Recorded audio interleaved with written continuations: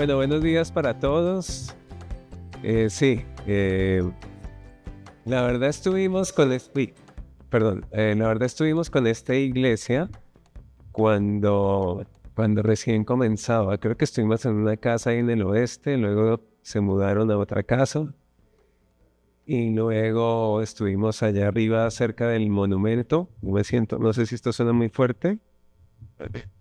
Estuvimos ahí cerca del monumento del Belalcázar. Y la última vez que yo les visité era octubre de 2017. Justamente habíamos estado en Bogotá con Joaquín en un congreso misionero y visitamos una mezquita en ese tiempo, por allá en Bogotá, una mezquita grande que hay en Bogotá. Y esa fue la última vez que compartimos. Yo pasé por Colombia en el 2018, pero estaba agotado después de empacar nuestra casa y meterla nuestro apartamento y ponerlo en un garaje, porque estábamos camino a Estados Unidos. Quiere decir que hace 6 años no vengo a Colombia y hace 7 años no venía a Cali específicamente.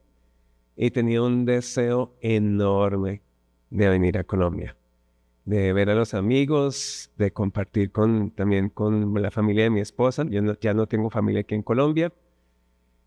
Y sí, la tierrita tira, no, ojalá. Entonces, estoy realmente muy emocionado de poder estar aquí y poder también compartir con ustedes. Como escucharon, estábamos en Marruecos por 7 años, tuvimos que salir de allá, luego nos reubicaron en España y la pregunta es, ¿y qué pasó? ¿No? ¿Qué es esto de Canadá? ¿Eso cómo resultó? Y yo quiero contarles la historia para que ustedes entiendan un poco. Un año muy especial para recordar es el 2019-2020. ¿Por qué? Por la pandemia, por el COVID. Mi mamá vive en Canadá hace 20 años. Yo tengo una hermana, solo una hermana, ella vive en Michigan. Y mi hermana, por todos estos años que hemos estado en misión, ha sido la persona que ha visto a mis padres. Mi padre falleció en el 2013. Y mi hermana, pues, en lo que puede, ayuda a mi madre. En el tiempo de pandemia, la frontera se cerró y ella no podía cruzar a Canadá. Mi mamá se enfermó, no de COVID, una enfermedad que es bien dura, se llama diverticulitis, una enfermedad en el sistema digestivo, en el intestino grueso específicamente.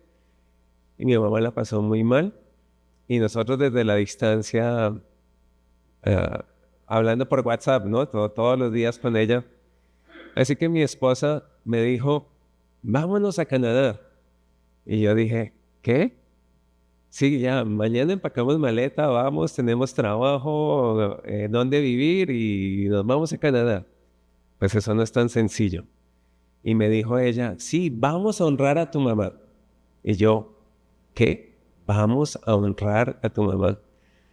Y ese es el tipo de peticiones que un misionero no hace.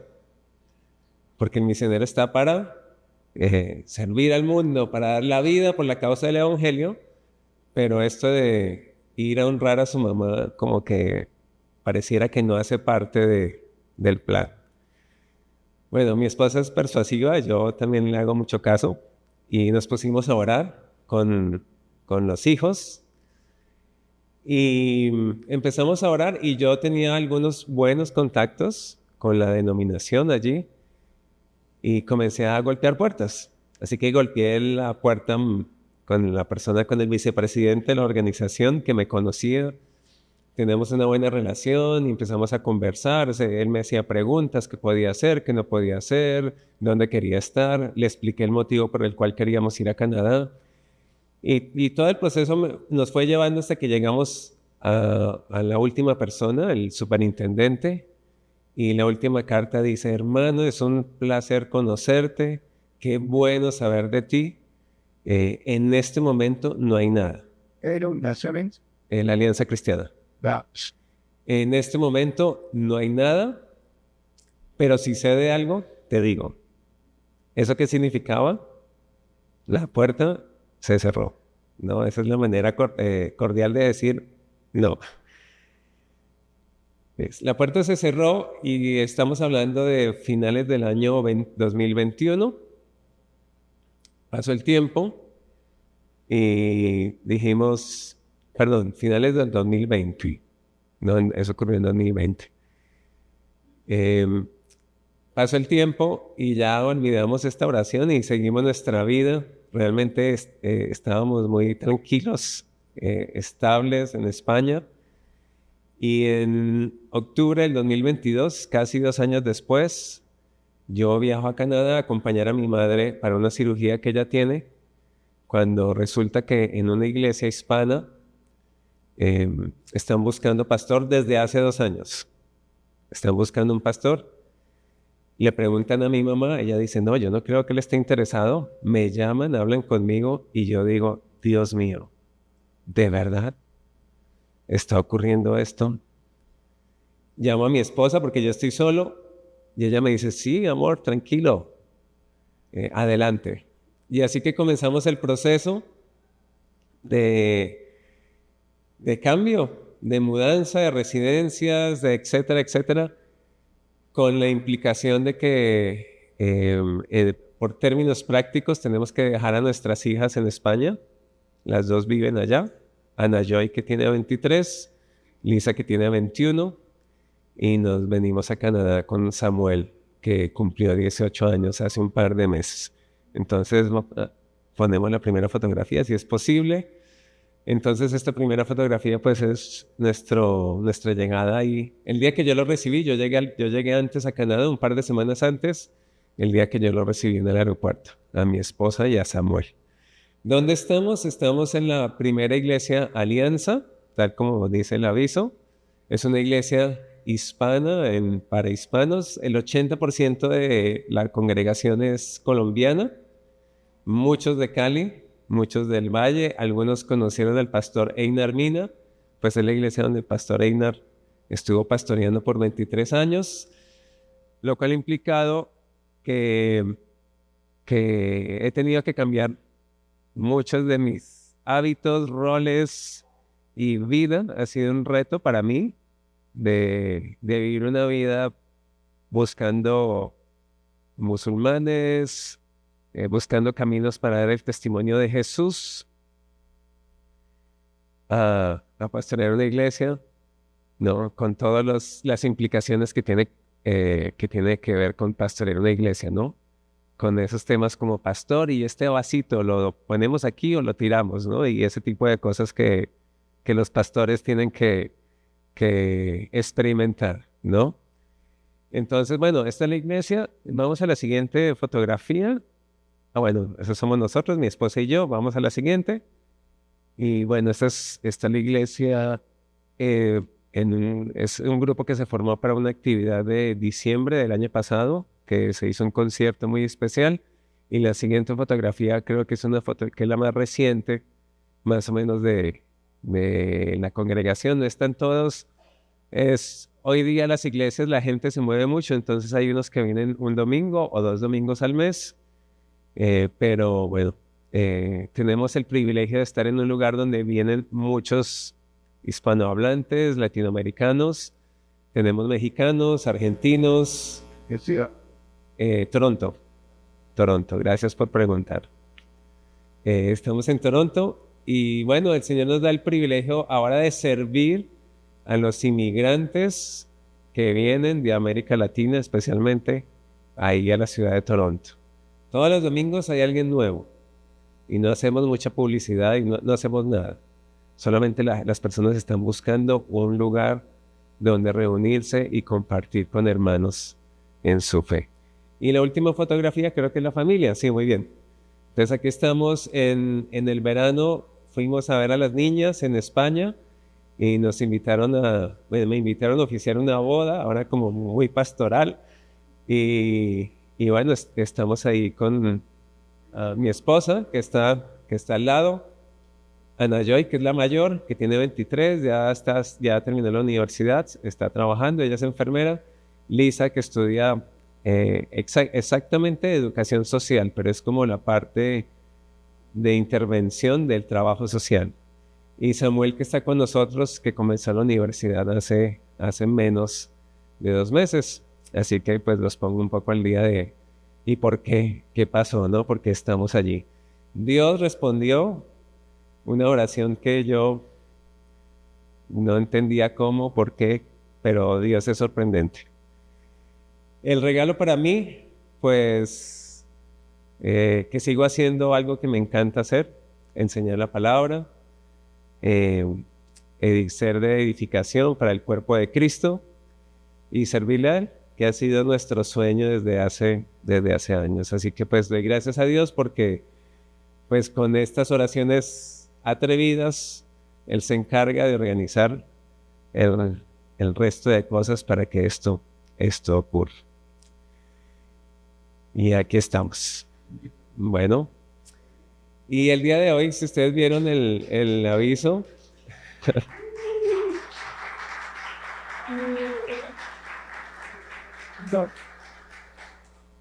y el día de hoy, si ustedes vieron el aviso, pues quiero compartir la palabra y el título del sermón es El Evangelio viaja a África.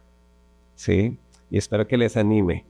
Y el pasaje o el lugar donde se encuentra la escritura es en Hechos capítulo 8, versículo 26 al 40. Hechos 8, 26 al 40.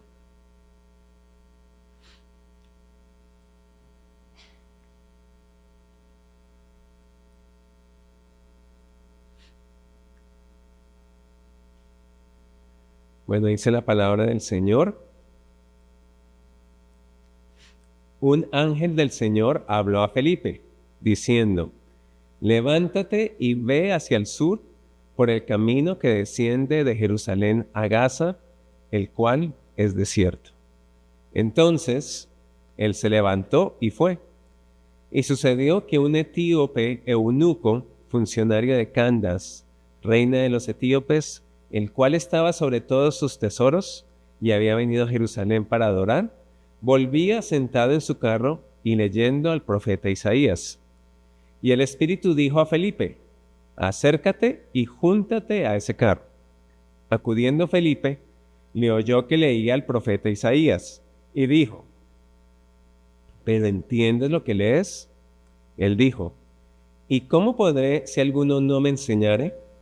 Y rogó a Felipe que subiese y se sentara con él. El pasaje de la escritura que leía era este: como oveja a la muerte fue llevado, y como cordero mudo delante del que lo trasquila, así no abrió su boca. En su humillación no se le hizo justicia, mas su generación, ¿quién la contará? Porque fue quitada de la tierra su vida. Respondiendo, el eunuco dijo a Felipe: te ruego que me digas, ¿de quién dice el profeta esto? ¿De sí mismo o de algún otro? Entonces Felipe, abriendo su boca y comenzando desde esta escritura, le anunció el evangelio de Jesús. Y yendo por el camino llegaron a cierta agua, y dijo el eunuco: aquí hay agua. ¿Qué impide que yo sea bautizado? Felipe dijo: si crees de todo corazón, bien puedes. Y respondiendo dijo: creo que Jesucristo es el Hijo de Dios. Y mandó parar el carro y descendieron ambos al agua, Felipe y el eunuco, y le bautizó. Cuando subieron del agua, el Espíritu del Señor arrebató a Felipe y el eunuco no le vio más, y siguió gozoso su camino. Pero Felipe se encontró en Azoto, y pasando anunciaba el evangelio en todas las ciudades hasta que llegó a Cesarea. Oremos en esta mañana. Señor, me acerco a tu palabra con reverencia, aunque yo ya he predicado este sermón antes, reconozco que necesito de ti. Señor, yo quiero y yo te pido en el nombre de Jesús que tú edifiques a tu pueblo, que tú edifiques tu iglesia. Tu Espíritu Santo conoce cada corazón en este lugar, el mío y el de cada uno de nosotros. Tú sabes, Señor, lo que necesitamos. Y tú tienes toda la capacidad, Señor, y todo el poder para hablarnos, para hablar. Porque tú quieres hablarnos, porque te encanta hablar a tu pueblo. Te necesito, Señor, te necesitamos. Háblanos en este día, Señor. Dirígenos, Señor, con tu palabra. En el nombre de Jesús. Amén. Muy bien. Si yo digo la palabra África, ¿qué viene a tu mente? Selva. ¿Perdón? ¿Salvajes? Safari. ¿Qué más? ¿Qué más? Muy extenso. Muy bien.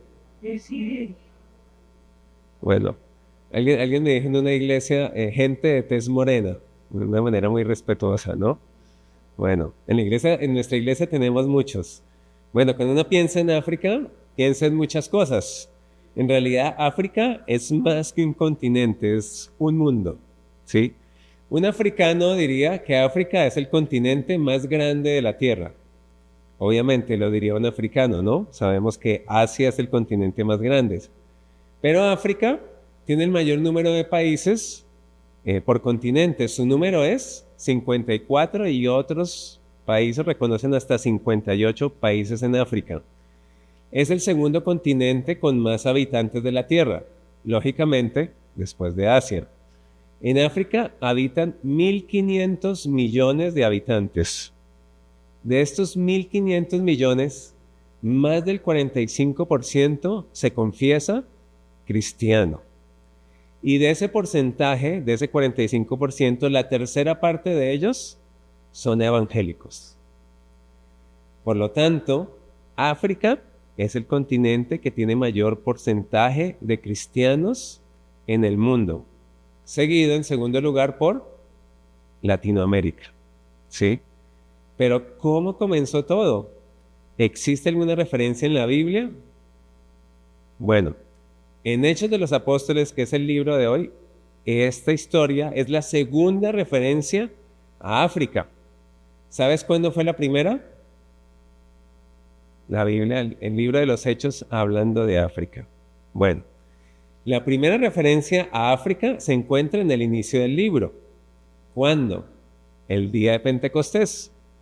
¿Sí? Este día, cuando ocurre un estruendo y muchos hombres que son judíos y prosélitos, los prosélitos son personas que se han hecho judíos, que son extranjeros o gentiles, que se han hecho judíos, ellos al escuchar este estruendo se reúnen allí para ver qué está pasando. Y encontramos que los discípulos declaran las maravillas de Dios en diversas lenguas. Leemos en Hechos 2, del 8 al 12. ¿Cómo pues les oímos nosotros hablar cada uno en nuestra lengua en la que hemos nacido? Partos, medos, elamitas, y los que habitamos en Mesopotamia, en Judea, en Capadocia, en el Ponto y en Asia, en Frigia y Panfilia, en Egipto y en las regiones de África, más allá de Cirene, y romanos aquí residentes, tanto judíos como prosélitos, cretenses y árabes, les oímos hablar en nuestras lenguas las maravillas de Dios. Y todos ellos estaban atónitos y perplejos, diciéndose unos a otros: ¿qué quiere decir esto? Entonces, esta es la primera referencia a África en el libro de los Hechos. El relato de hoy que hemos leído es la segunda referencia. Y en este relato encontramos a varios protagonistas. ¿Quiénes son? El primero de ellos, en el verso 14, aparece un ángel. La Biblia dice que los ángeles son servidores de Dios y que ellos están dedicados para ayudar a quienes han de heredar la salvación. Hebreos 1:14. Así que es un ángel el que aparece a Felipe y le da una orden, o le dice: ve al sur. Felipe entonces es nuestro segundo personaje. Felipe, con la persecución de la iglesia, había salido hacia el norte, de Jerusalén hacia Samaria. Felipe había estado en Samaria y había tenido un ministerio exitoso. Sin embargo, el ángel le dice que vaya hacia el sur y que vaya a un lugar desértico, a un lugar que va de camino hacia una de las regiones más nombradas hoy día. ¿Cuál es? Gaza, dice ahí. Felipe, ha estado anunciando el Evangelio y ahora va en sentido contrario. Felipe obedece la voz del mensajero de Dios, la voz del ángel. Y en ese camino se encontrará con nuestro tercer personaje. ¿Quién es? Eso, no me asusten. O sea, yo hago la pregunta, pero sí quiero que respondan, ¿vale? El eunuco o el etíope se encuentra con un hombre etíope. ¿Sí? En España dirían el tío P, ¿no? Sabemos que este hombre no solo es etíope, sino que el relato nos da otras características de este hombre. La primera, que es eunuco. Significa que fue alguien que seguramente fue castrado para servir al interior del palacio de un rey. Y en este caso sabemos de una reina que se llama Candace. Lo segundo es que este hombre era el encargado del tesoro de la nación. Algo así como decir hoy día el ministro de Hacienda de algún país como el nuestro. Y lo tercero era que este hombre había venido a Jerusalén con un propósito. ¿Cuál era su propósito? Adorar a Dios. Y esto no era algo sencillo para él, pues él seguramente tenía que hacer un viaje de al menos un mes de camino para poder venir al templo. Algunos dicen que eran 800 kilómetros, otros dicen que eran como 2000 kilómetros. Pero si fueran 800 kilómetros, seguramente ese viaje en ese tiempo tomaba un mes. Así que él viajaba un mes para llegar a Jerusalén a adorar. Pero no solo eso, la historia que hemos leído nos dice que él estaba leyendo. ¿Y el que leía? Los rollos del profeta Isaías. Y esto significa dos cosas. Primero, que él debía tener dinero para poder tener los rollos en sus manos. No era tan fácil como hoy día tener una Biblia que la conseguimos fácilmente. Los rollos tenían un valor económico y no todo el mundo lo tenía. Y segundo, que este hombre debía tener educación para poder leer los rollos. No todos tenían tanta educación para poder leer estos rollos. En síntesis, vemos que este etíope, ¿sí?, es alguien con recursos y con educación que está buscando de Dios. Él está buscando de Dios. Así que el Espíritu Santo le dice a Felipe que se acerque a este carro. Seguramente el hombre etíope llevaba una corte y un grupo de sirvientes a su alrededor y su apariencia debía ser la apariencia de un extranjero. Su ropa, su corte y la marca de su carro. No era una marca hebrea. Y por lo tanto Felipe no debía tener ninguna razón para acercarse a este hombre. Sin embargo, el Espíritu Santo le dice que se acerquen a este carro. Así que él se acerca y ocurre algo que Felipe no podía imaginar. Escucha que este eunuco está leyendo al profeta Isaías. Así que le pregunta, ¿entiendes lo que lees? Y el eunuco responde, ¿cómo voy a saberlo? El eunuco lee al profeta, él está leyendo al profeta, pero no puede resolver las preguntas que tiene por sí mismo. El texto de Hechos de los Apóstoles que hemos leído no lo dice, pero podríamos pensar que él estaba clamando a Dios para ver si había alguien que le pudiera enseñar. Así que le invita a Felipe a subir a su carruaje.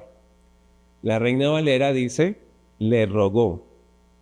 Y esa palabra en el griego que está ahí es rogar, literalmente. Es decir, que es una buena traducción. El eunuco no le dijo, bueno, si tú quieres sube a este carro, sino le rogó, sube.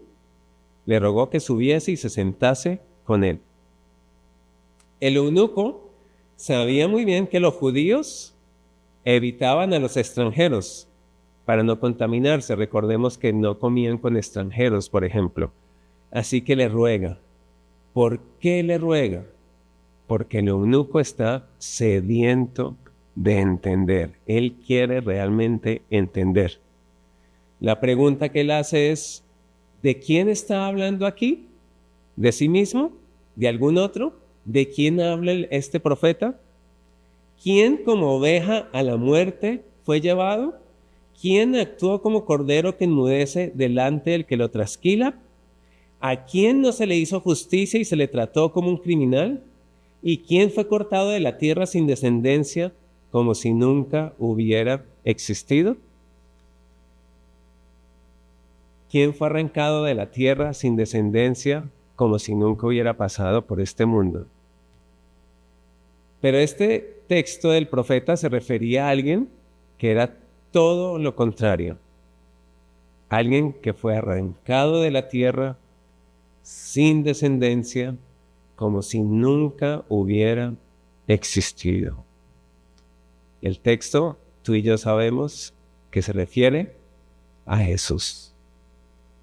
Todo lo opuesto. El texto hablaba de alguien que ha cambiado el mundo, que ha cambiado la humanidad. Los primeros cristianos, cuando interpretaron este texto del profeta Isaías, lo interpretaron en la persona de Jesús. En realidad, Jesús mismo anunció sus sufrimientos verbalmente y le dijo a sus discípulos que tenía que padecer y que él iba a morir.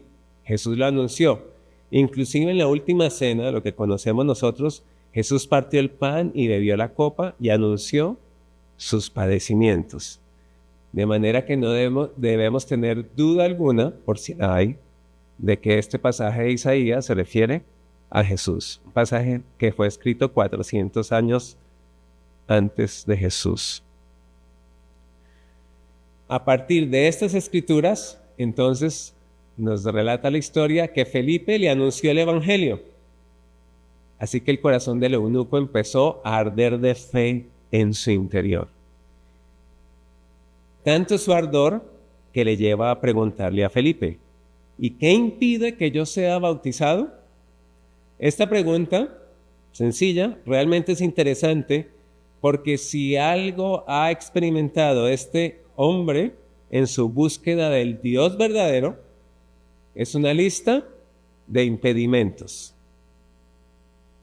Él venía a Jerusalén a adorar, pero no cumplía los requisitos. Lo único que él encontraba era no puede. Usted no puede. ¿Por qué? Porque los extranjeros que buscaban a Dios eran bienvenidos en el templo, pero con ciertas restricciones. En el templo había un atrio conocido como el patio de los gentiles. A este lugar podría ingresar cualquier persona, pero los otros lugares del templo eran restringidos. Realmente, si tuviéramos una gráfica, está el templo y está lo que se conoce hoy día como la explanada, ¿no? Lo que está alrededor. Y el atrio de los gentiles está fuera del templo. Inclusive había un muro que no era muy alto y que decía que cualquiera que no sea del pueblo de Dios, pues que pase este muro, podría morir apedreado. Eso decía el aviso. ¿Sí? Entonces, el eunuco tiene esta restricción de acercarse a Dios, al templo. Sin embargo, para cualquier extranjero había una posibilidad de estar más cerquita. Y esta posibilidad para estar más cerquita era circuncidarse.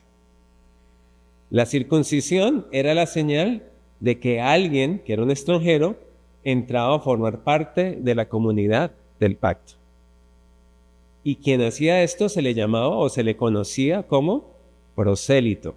Y así podría entrar en algunas áreas del templo, las cuales eran exclusivas para el pueblo del pacto. Pero este eunuco tenía un gran problema y no se podía circuncidar. Pero también por la ley del Antiguo Testamento, por la ley que está en Levítico 21:20, donde se le impide a los que han sido castrados siquiera presentar ofrenda al Señor.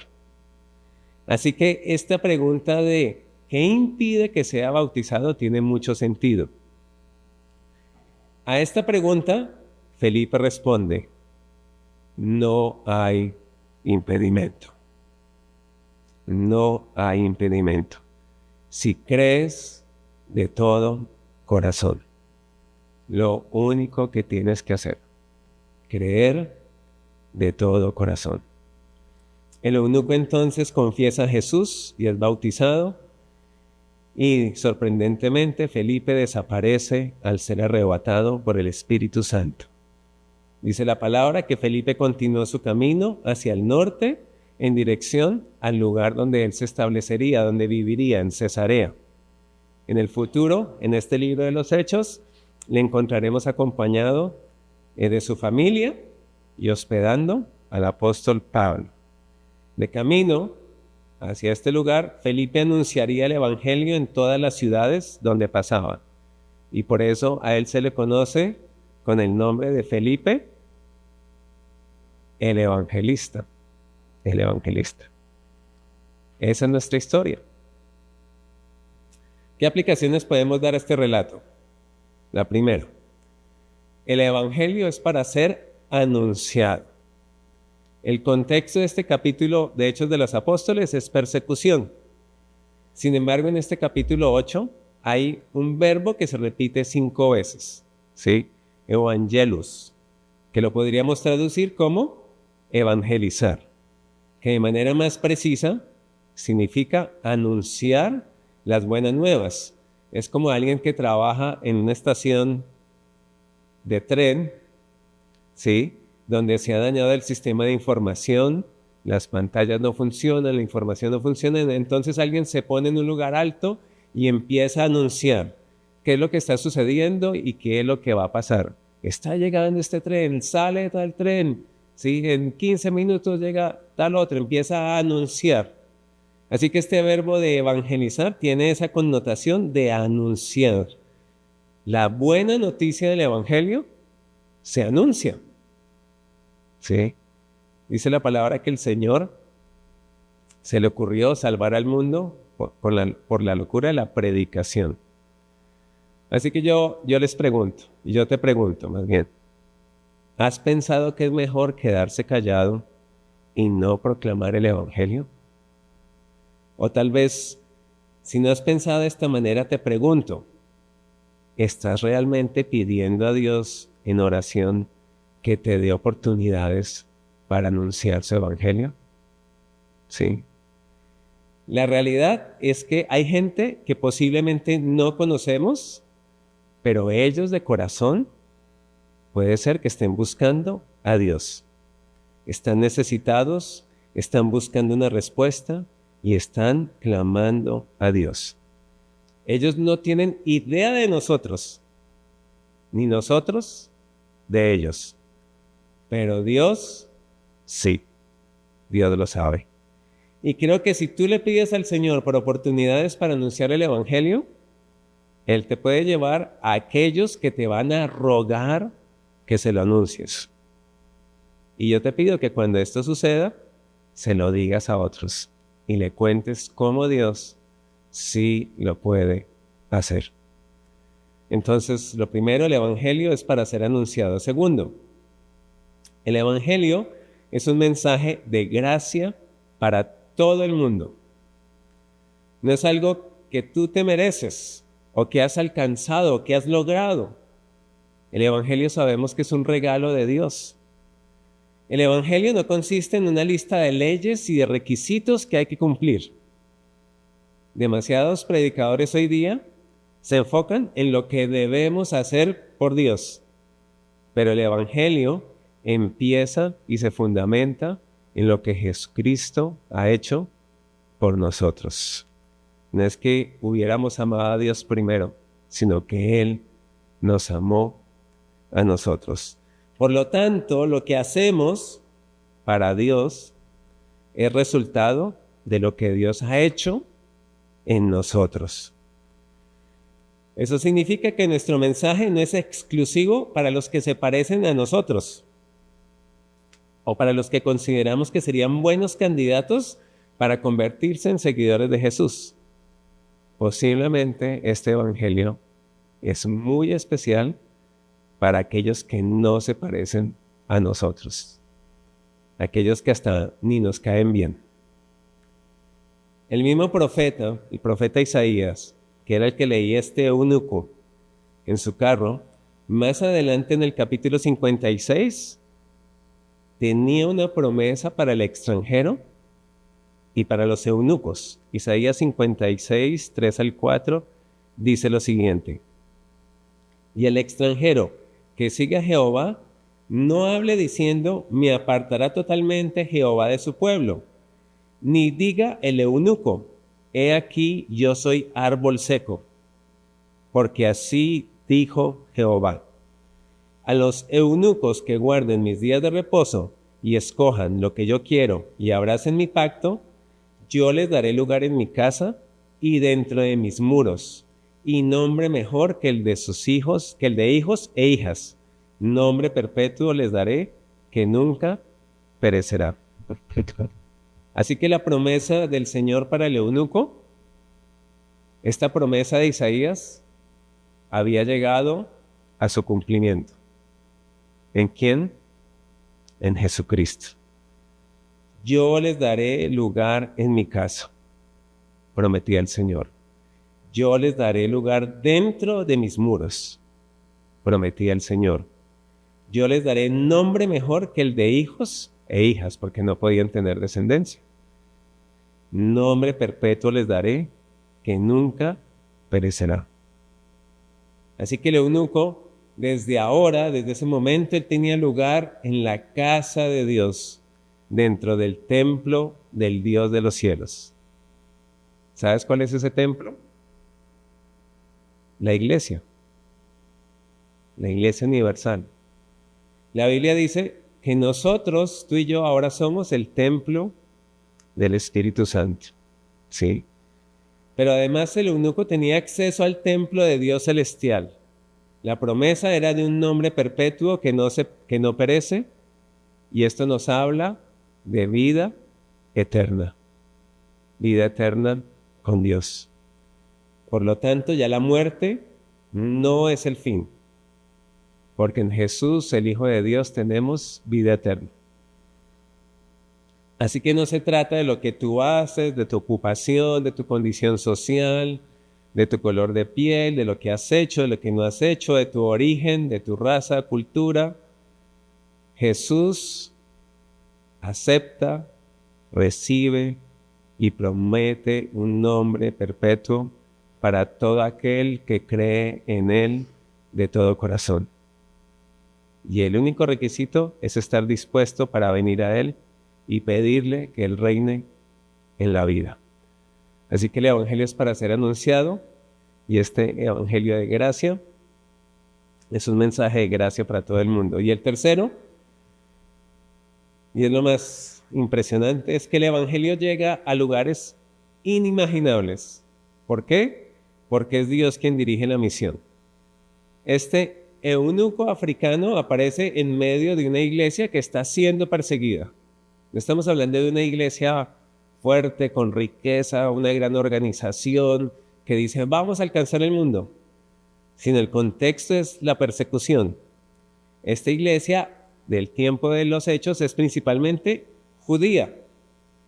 Y te aseguro que ninguno está pensando en ese instante en ir hasta los últimos lugares de la tierra. Pero Dios en el libro de los Hechos constantemente irrumpe en la historia.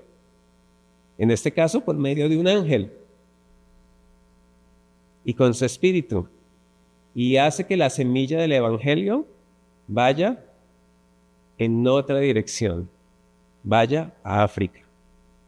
En una maceta, la semilla en una maceta etíope, en una maceta africana. Así que este eunuco se convirtió en el primer misionero que llevaría el Evangelio a los gentiles de África. ¿Sí? Es posible que tú y yo no hayamos planeado vivir en este lugar. Puede ser que sí. Nunca has tenido otro plan.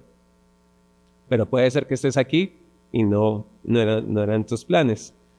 Independiente de cuál sea la circunstancia que tengas, Dios te ha traído a ti y a mí para ser sus testigos en este lugar. Y es posible que tus compañeros de trabajo, de la escuela, de la universidad, tus vecinos, amigos, el día de mañana no estén aquí en Cali, pero ellos sean los misioneros que Dios utilice para que el Evangelio se siga proclamando y extendiendo a lugares inimaginables. ¿Sí? Y todo esto nos recuerda, hemos visto varios personajes, el ángel, Felipe, el etíope, ¿cierto? Pero esta historia nos recuerda que hay un personaje principal, y ese personaje principal es Dios, Dios mismo. Dios impulsa su misión, Dios actúa para cumplir su palabra en esta tierra, y puede ser que tú digas, bueno, eso no tiene que ver conmigo. Yo te digo, te lo pierdes. Dios te invita a participar de este plan. Dios te está invitando a que hagas parte de aquellos que son sus testigos para que llegue el cumplimiento final de todas las cosas que estamos esperando. Porque Dios sigue en misión. Amén. Vamos a orar un momento.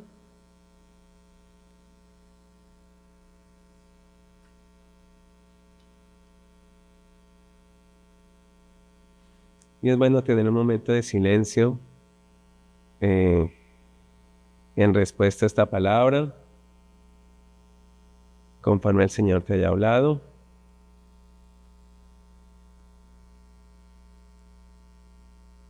Él conoce tu corazón, conoce el mío. No importa en este momento las faltas, las cosas que no están bien, justamente el Señor nos da su palabra para examinarnos, corregirnos, cambiarnos, animarnos, alentarnos. Señor, en esta mañana te damos gracias por la belleza de tu amor. Gracias, Señor, en esta mañana por Jesucristo, tu Hijo,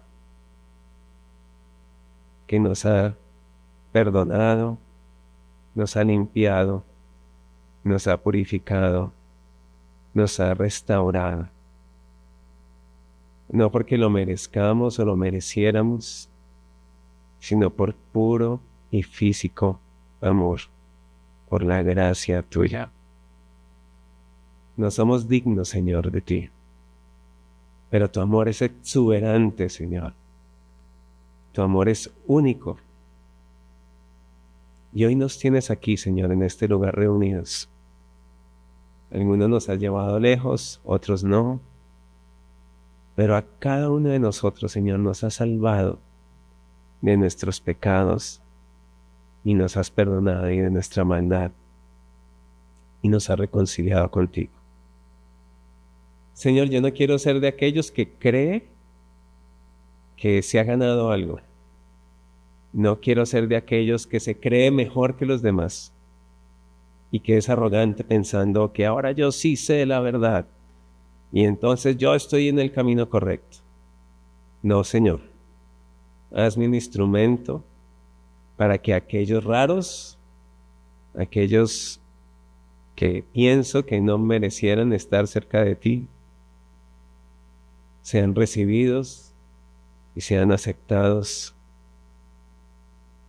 por la fe en Jesucristo. Señor, que mis labios no dejen de anunciar el Evangelio de Jesús. Perdóname por los momentos en que he decidido voluntariamente, ni siquiera por descuido, sino simplemente porque voluntariamente he dicho no lo hago, no vale la pena. No va a haber respuesta. Límpiame, Señor, de ese pecado. Límpiame. Señor, perdóname también por los momentos en que he puesto impedimentos